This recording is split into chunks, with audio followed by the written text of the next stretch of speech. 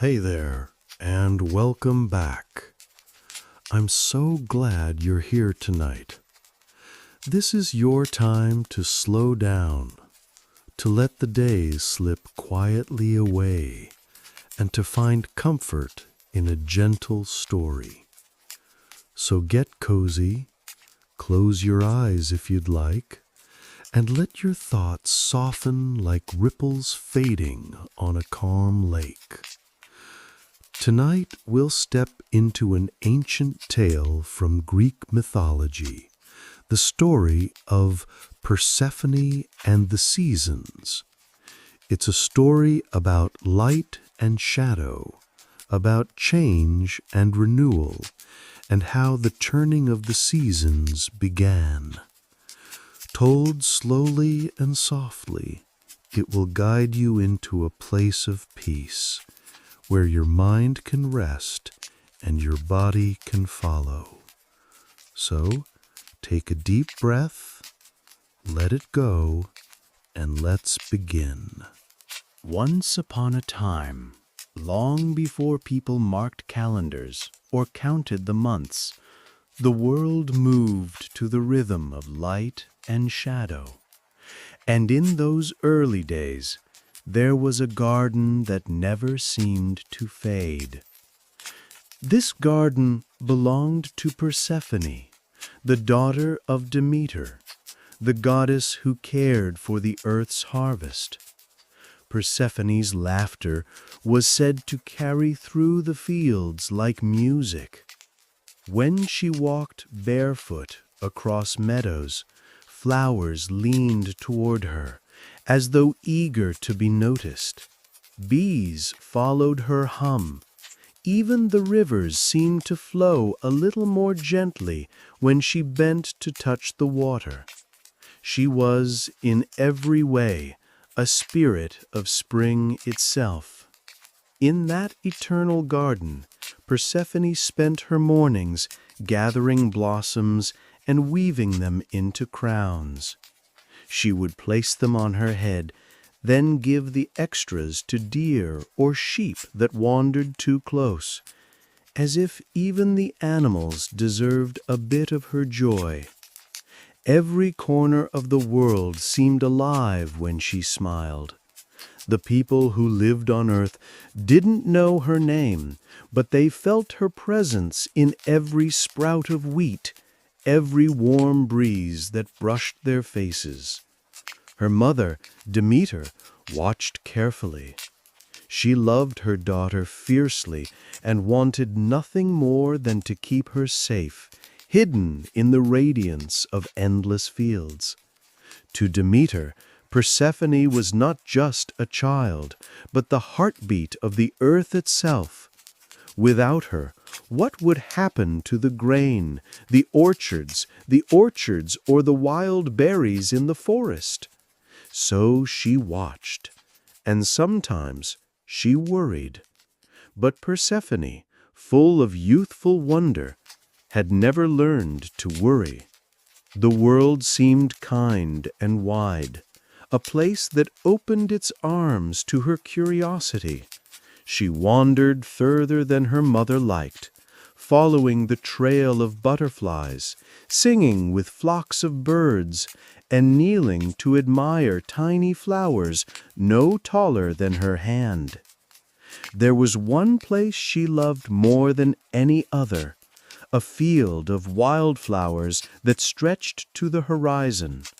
No one knew how many colors bloomed there: reds like fire, blues deep as twilight, golds brighter than the morning sun.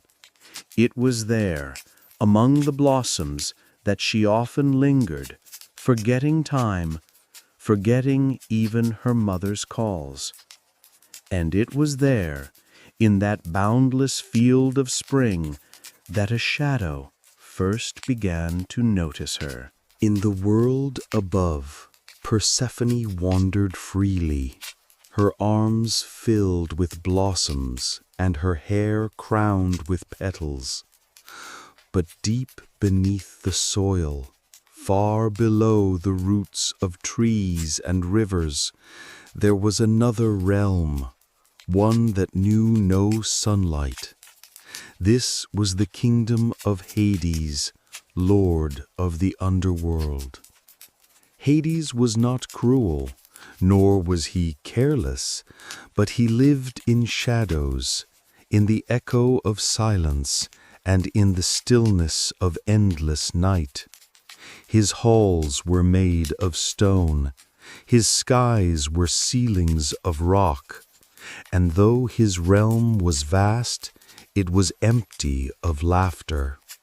For a long time, Hades carried out his duties in solitude, guiding spirits, keeping balance, ensuring that the wheel of life and death continued to turn. Yet even a ruler of such power could feel something missing. One day, from his dark throne, Hades heard a sound that did not belong to his kingdom. It was faint at first, like the flutter of wings or the echo of music drifting down from above. It was Persephone's laughter, carried through the cracks of the earth. The sound reached him, bright and warm, and for the first time in ages, he looked up. Drawn by that melody, he rose from his throne and wandered the shadowed tunnels that wound toward the surface. The closer he came, the stronger the sound grew, and when at last he reached a hidden opening, he saw her. There she stood, bathed in sunlight, weaving flowers into a crown as though the world existed only for her delight. The field shimmered with color, but nothing shone as brightly as Persephone herself.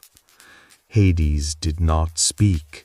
He only watched, a figure cloaked in shadow at the edge of the earth, unseen by the goddess and her daughter. Something stirred within him, something he had long forgotten, a longing for warmth, for beauty, for company. But shadows and sunlight rarely walk side by side. He knew this truth as deeply as he knew the weight of his crown, and yet he lingered, returning again and again to watch her play among the blossoms. Persephone, in her innocence, never noticed the quiet eyes upon her. To her the fields were safe, and the world was hers to explore. But just beyond her laughter, hidden beneath the earth, change was already beginning. One golden afternoon, Persephone wandered farther than usual. The sky was a gentle blue, brushed with clouds that drifted like feathers. She hummed softly as she walked, her hands trailing across tall grass and wildflowers.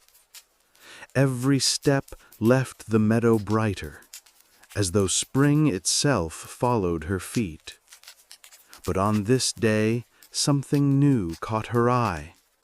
Among the blossoms of familiar colors, reds, yellows, and blues, there was one flower unlike any she had ever seen.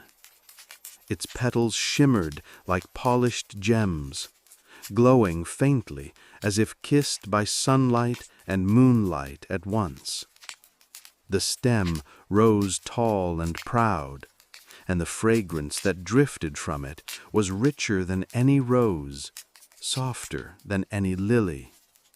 Persephone gasped in wonder.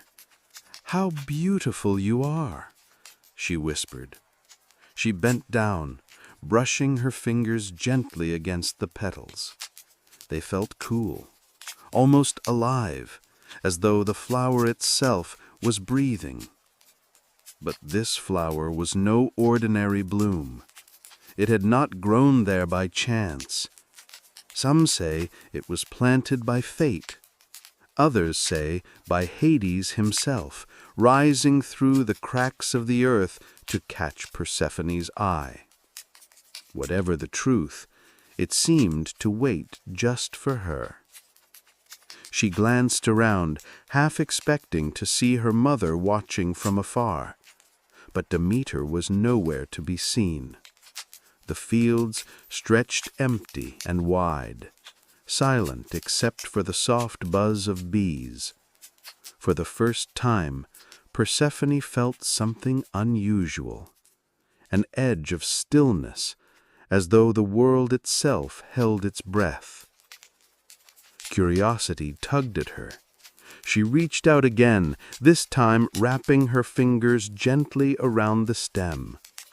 The air seemed to change, heavy and strange, but Persephone did not notice. With one smooth pull, she lifted the flower from the earth. The moment its roots broke free, the ground shuddered beneath her. A low rumble echoed across the meadow, like thunder rolling from beneath the soil. The earth cracked open, splitting the field in jagged lines. Persephone stumbled back, clutching the glowing flower to her chest as the world around her trembled. From that darkness below came a sound unlike any she had heard, a hollow rush of wind, a stirring of shadows. The opening widened, and within it something moved. The flower in her hand pulsed with light, but its beauty no longer comforted her. Instead, it felt like the key to a doorway she had never meant to open. Persephone's breath caught in her chest. The meadow, once safe and gentle, no longer felt like her home. Something was coming. Something that had waited for her. The earth beneath Persephone groaned like a great drum, echoing through the meadow. She clutched the strange flower tighter, her eyes wide as the crack in the ground stretched open into a gaping chasm. Dust rose into the air, carrying with it the scent of stone and shadow. And then, out of that darkness, it came. A chariot, black as obsidian, and pulled by 4 powerful horses, surged upward from the underworld. Their hooves struck sparks as they climbed the broken earth, their manes wild as storm clouds. The sound was thunder and wind all at once, a roar that seemed to shake the very sky. At the reins stood Hades, lord of the dead. His cloak billowed like a night sky without stars, and his eyes, though shadowed, burned with a quiet fire. He had come at last from his silent realm, drawn by the laughter he had listened to for so long, and by the flower that had lured Persephone into his reach. Persephone froze, her breath shallow. The meadow she had known her whole life, gentle, golden, filled with light, was now split apart by darkness. Yet she could not look away. The chariot halted before her, the horses pawing the ground impatiently. Dust swirled around them like a storm. Hades looked upon Persephone, not with anger, but with a kind of longing, as though in her brightness he saw something that had been missing in his world. "Persephone," he said, his voice deep and steady, carrying the weight of stone and eternity. "I have watched you in the sunlight. I have heard your laughter in my shadows. Come with me." She shook her head slightly, her voice caught in her throat. The flower in her hands glowed faintly, as if echoing the strangeness of the moment. She wanted to run, to call out for her mother, but her voice was lost to the roar of the chariot and the trembling ground. The world above seemed to shrink as the earth's crack widened. A wind pulled at her dress, tugged at her hair, as though urging her toward the chariot. Persephone stood at the edge, caught between light and shadow, between the safety she knew and the unknown that waited below. Hades extended his hand, not demanding, but offering, and in that stillness the meadow held its breath again. The moment seemed endless. Hades with his hand outstretched, Persephone trembling at the edge of the broken meadow, and the flower glowing faintly in her grasp. For a heartbeat, she thought the earth might close again, that she could step back into the sunlight and forget this shadow had ever touched her. But the ground did not heal. The chasm yawned wider, and the horses pawed impatiently, snorting smoke from their nostrils. Hades's gaze was steady, not cruel, but unyielding. The stillness of his presence was unlike anything Persephone had ever felt, an endless silence like the pause between one breath and the next. It frightened her, and yet it pulled at her curiosity. A sudden wind swirled, and before she could turn away, Hades reached forward. His hand closed gently, yet firmly around hers. The flower slipped from her grasp, falling into the shadows below, its glow swallowed by the dark. In an instant, the chariot surged downward. The horses leapt back into the chasm, their hooves striking sparks as they plunged through the crack in the earth. The ground sealed behind them with a deep roar, leaving no trace of the meadow's wound. Above, the sky remained clear and bright, as if nothing had happened. But beneath, Persephone entered a world she had never known. The air grew colder as they descended, and the golden warmth of the sun faded into dim gray light. The walls of the underworld stretched around them like vast caverns, carved from stone older than time itself. Shadows rippled across the chariot, and strange echoes filled the air. Soft whispers, distant murmurs, the sighs of souls traveling unseen. Persephone clutched the side of the chariot, her heart racing. She looked at Hades, who held the reins with calm control. His eyes flicked toward her just once, and she thought she glimpsed something more than power, something like sorrow or perhaps the loneliness of endless years. The path curved deeper still. Rivers of black water shimmered faintly in the distance, their surfaces broken by ripples that never stilled. A faint mist clung to the air, wrapping Persephone in cool silence. She thought of her mother then, Demeter's laughter, her gentle voice, the warmth of her embrace. A sharp ache struck her chest, for she had not said goodbye. The chariot slowed at last, and the horses stamped their hooves against stone. Ahead, carved into the cavern's heart, stood great gates of iron, tall and silent, waiting for her. The underworld had opened itself, and Persephone, daughter of spring, had entered the realm of shadows. The chariot rolled to a halt before the gates of the underworld. They were vast and heavy, wrought of iron and shadow, etched with patterns that glimmered faintly in the dim light. The horses pawed at the stone, their breath steaming like mist.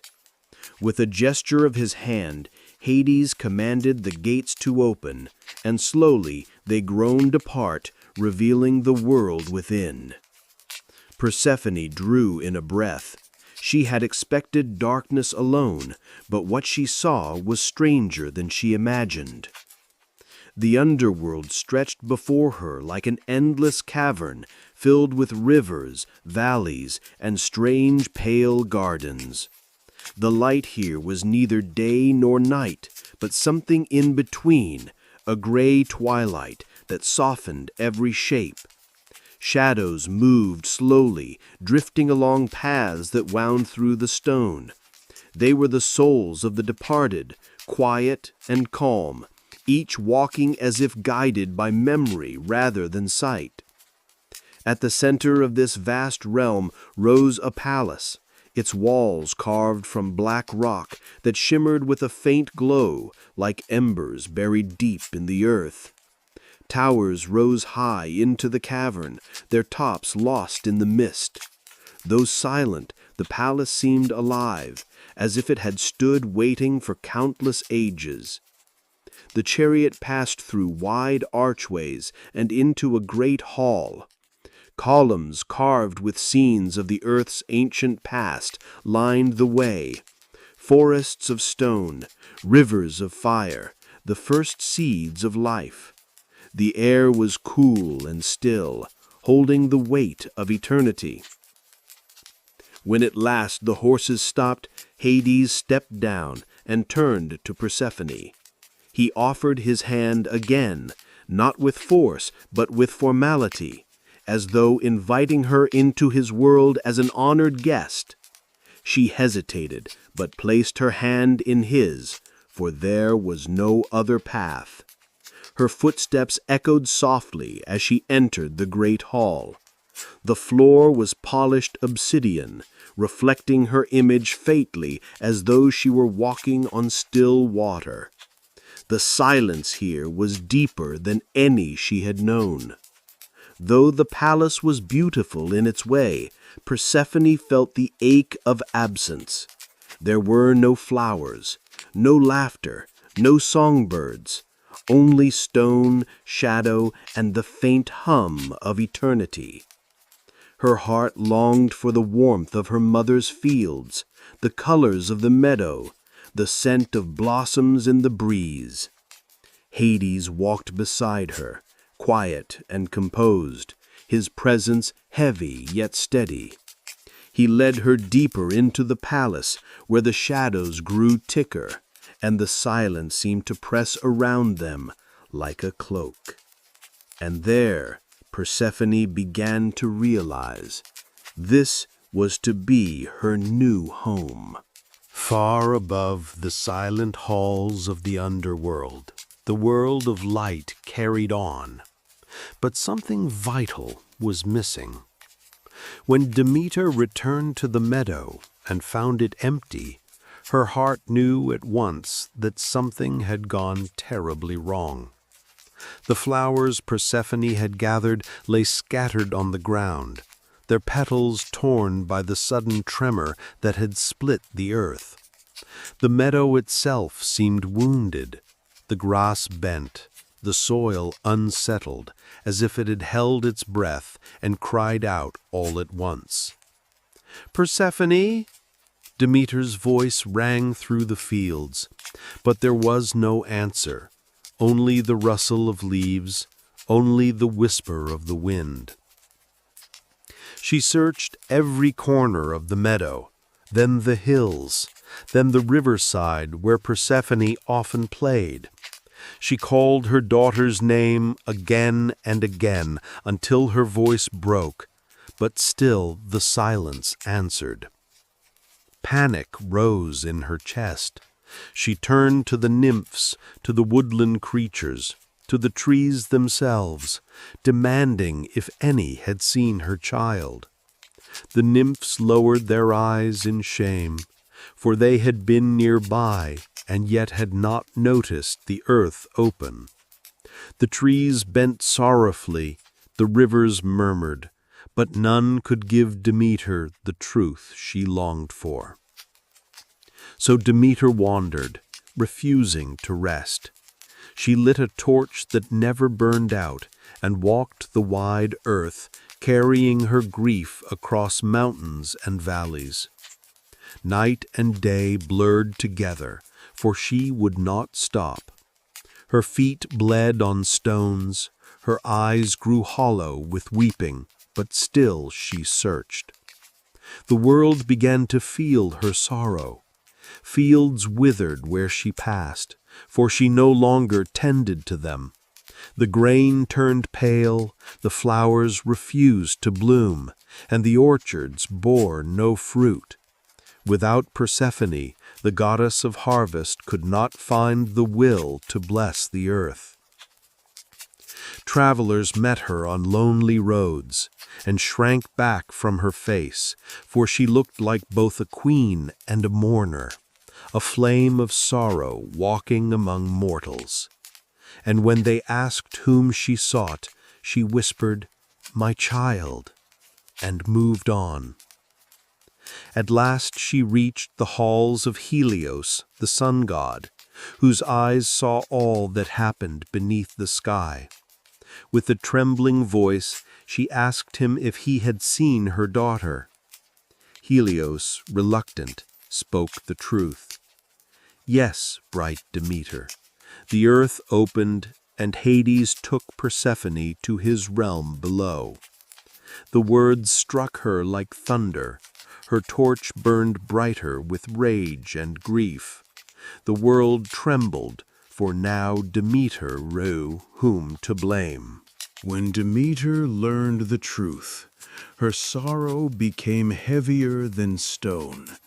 Her grief was no longer silent. It spread like a shadow across the earth. She withdrew from Olympus, from the company of the gods, and wandered among mortals in disguise. Her torch still burned, but now it was not only to search, it was to guard the memory of her daughter. The once golden goddess of harvest now walked with a bowed head, her robes darkened, her eyes weary. And as her heart grew colder, so did the earth. Fields that had once bent under the weight of golden grain now stood empty. Seeds refused to sprout, no matter how carefully they were planted. The orchards bore no fruit, the vines no grapes, the olive trees no oil. The animals grew thin, the rivers slowed, and hunger whispered in every corner of the land. The mortals looked to the skies and cried out to the gods, but their prayers went unanswered. It was not anger that held back the harvest, it was sorrow. For as Demeter's heart ached for Persephone, the earth itself reflected her pain. Seasons, which had always flowed gently from one to another, now halted.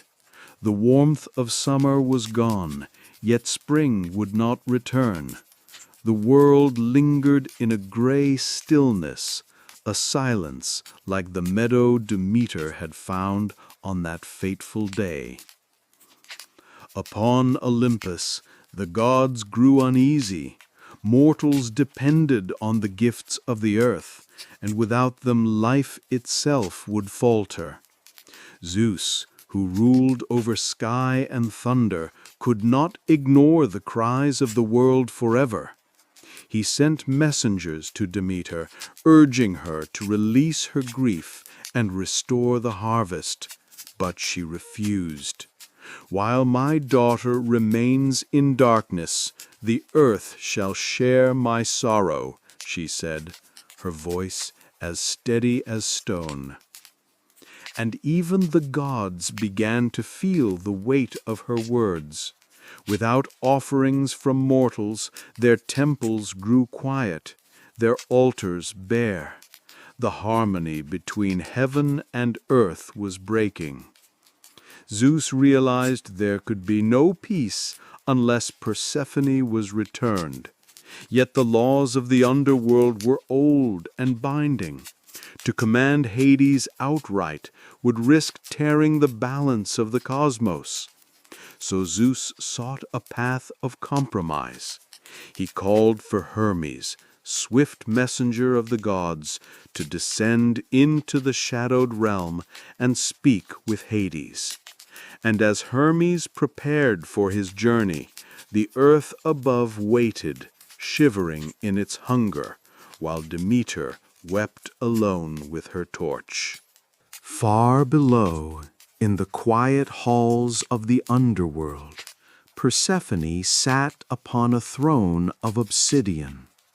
Time moved strangely there. Days did not pass as they did above, and the sun never rose nor set. Though Hades had treated her with respect, giving her jewels and crowns, Persephone's heart still longed for the warmth of her mother's embrace, for the laughter of nymphs and the scent of blooming fields. She wandered the shadowed gardens of the underworld, where pale flowers glowed faintly and rivers whispered secrets. She thought of the meadow where she had once gathered blossoms, of her mother's voice calling her home at dusk. Even in this strange new kingdom, her heart was tied to the light. Then came Hermes, swift and shining, with winged sandals carrying him through the gates of the underworld. His presence brought with it the echo of the sky above, and Persephone felt hope stir within her chest. Hades, Hermes said with respectful firmness, Zeus commands that Persephone return to her mother. The earth grows cold, the harvests fail, and all living things suffer. Only her return can heal the world. Hades listened, his face still as stone. He loved Persephone, not as one who conquers, but as one who longed for companionship in his lonely realm. To give her up was to return to silence. Yet he could not deny the truth. The world itself was breaking. So he turned to Persephone. He said, "The choice is yours," his voice low, carrying both sorrow and respect. "If you wish to go, I will not hold you." Persephone's heart leapt. She thought of her mother's torch wandering the earth, of the withered fields waiting for her return. She longed to feel the sun on her face once more. But before she could leave, Hades offered her a final gift, a small fruit, red as flame, the pomegranate of the underworld. It gleamed like a jewel in the dark. Persephone, not knowing the old laws that bound such things, took the fruit and tasted its seeds. They burst sweet and tart upon her tongue, a flavor both rich and binding. Hermes watched in silence, for he knew what this meant. Whoever ate the food of the dead could never be free of it entirely. Persephone did not yet understand. She only knew her path lay upward, toward the light and toward her mother's waiting arms. When Hermes guided Persephone back toward the world above, the earth stirred as if waking from a long dream. The shadows began to loosen, and far away Demeter felt a spark in her heart, the faint sense that her daughter was near. At last, mother and daughter were reunited. Persephone ran into Demeter's arms, and the goddess of harvest wept with joy, her tears falling like rain upon the soil. Where they touched, flowers bloomed instantly, bright daisies, lilies, and golden wheat bursting through the ground. The earth sighed in relief. Birds sang once more. Rivers quickened, and the orchards bent heavy with fruit. Life returned in color and song, as if the world itself celebrated Persephone's return. But soon, the truth of the pomegranate could not be hidden. The old laws declared that because Persephone had tasted the food of the underworld, she could not remain in the light forever. Part of her would always belong to the realm below.